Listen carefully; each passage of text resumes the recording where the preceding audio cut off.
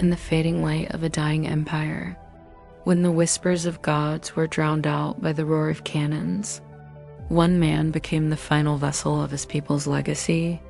High Priest Kaden stands in the heart of the great Sun Temple, his weathered hands tracing the celestial patterns carved into a glowing crystalline artifact.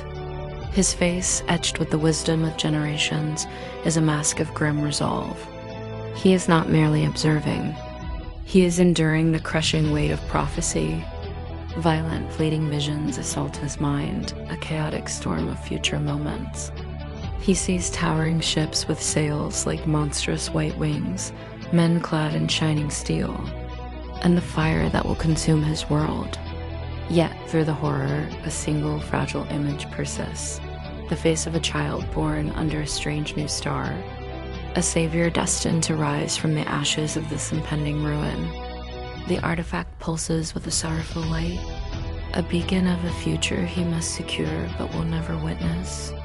The cacophony of invasion shatters the sacred silence of the temple. From a high archway, Kain watches the unthinkable unfold. His city, a marvel of stone and spirit, is being torn apart.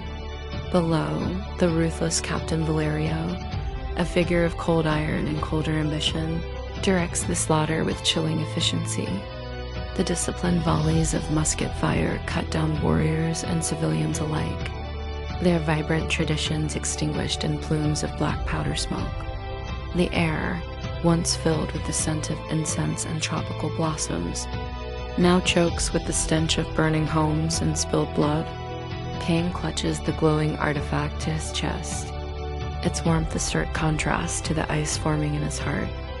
A single hot tear escapes his stoic guard, tracing a path through the ceremonial paint on his cheek as he watches his civilization burn, the flames reflected in his despairing eyes. With the screams of his people echoing behind him, Kain flees into the suffocating embrace of the jungle. The priest's regal vestments are torn and muddied, his every breath a ragged gasp of pain desperation. He is no longer a leader, but a fugitive, hunted through the dense undergrowth that was once his sacred domain. The jungle itself seems to mourn, its tangled vines like grasping hands, its nocturnal chorus a symphony of sorrow. Strapped to his back, wrapped in sacred cloth, is the artifact, the condensed hope and history of a fallen people. Every step is an act of defiance, every stumble a reminder of his profound failure. His body screams for rest, but his spirit, fueled by a desperate purpose, pushes him onward through the relentless dark, carrying the last ember of his world toward an unknown fate.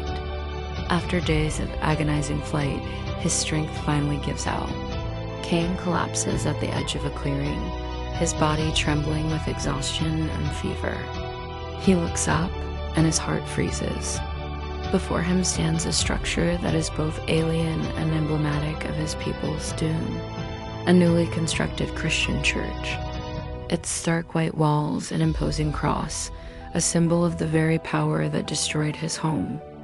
A wave of profound internal conflict washes over his face, a battle of faith, hatred, and necessity. To save his most sacred relic, the heart of his ancient religion, he must entrust it to the sanctum of his enemy. It is a desecration, a betrayal of everything he has ever believed. Yet as he stares at the foreign temple, he understands with chilling certainty that it is the only place the invaders will never think to look. Summoning the last of his will, he stumbles inside the empty church.